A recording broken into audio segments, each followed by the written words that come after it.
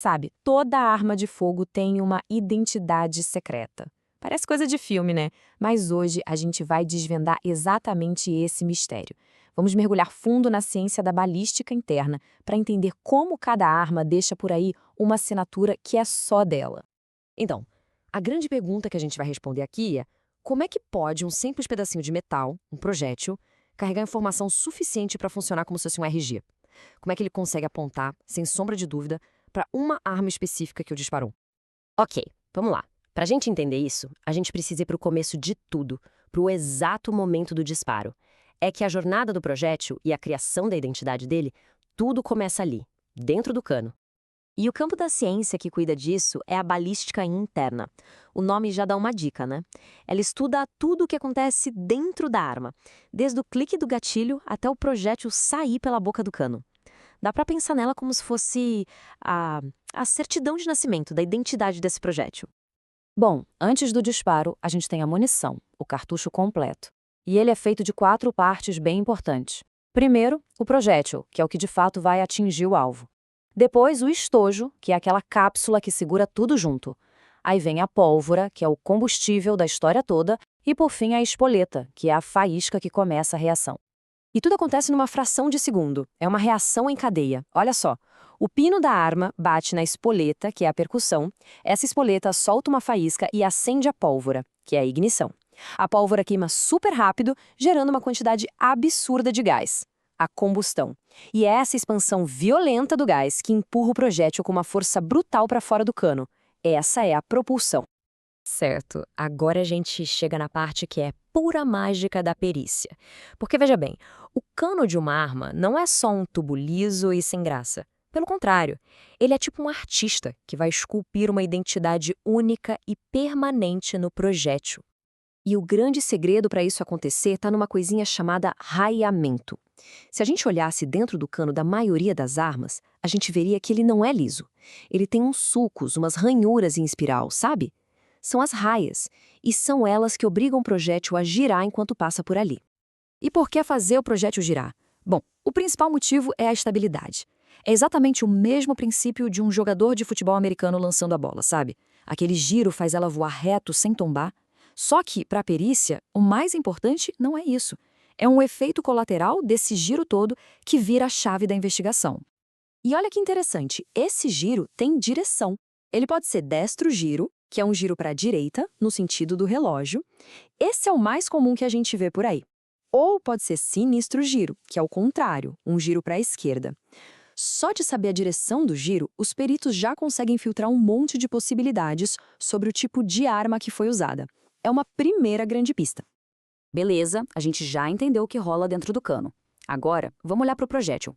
É nele que essa passagem super violenta pelo cano vai deixar uma marca para sempre. Uma marca que funciona como uma impressão digital. Pensar assim, o projétil é feito de um metal mais mole, tipo chumbo. O cano da arma é de aço, muito mais duro. Então, quando o projétil é forçado a passar por ali em alta velocidade, aquelas raias e todas as microimperfeições do cano acabam gravando, arranhando a superfície do projétil.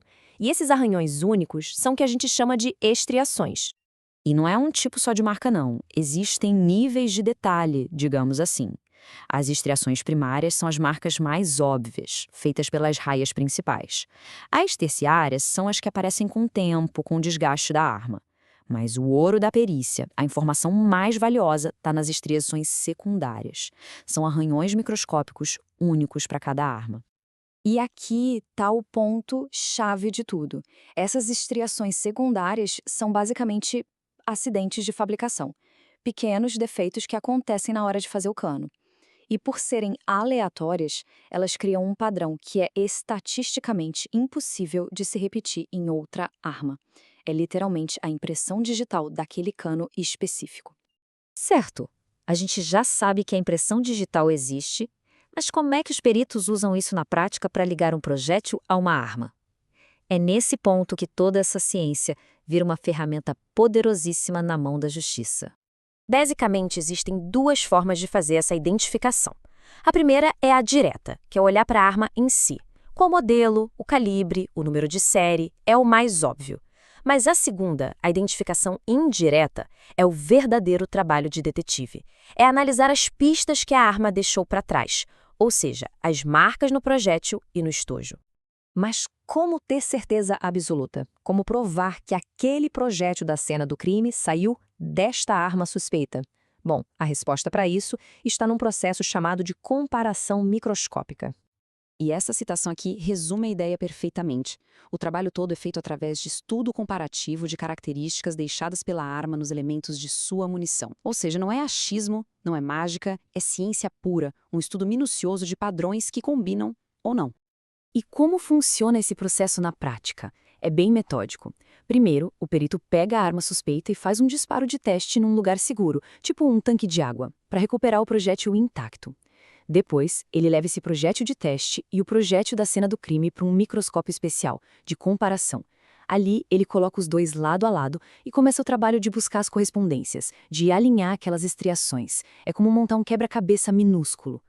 Resumindo a história toda, o ponto central é esse. O cano de uma arma não é só um túnel. Ele age como uma ferramenta única que deixa uma assinatura, um carimbo, em cada projétil que dispara. E essa é a grande sacada da balística interna aplicada à perícia.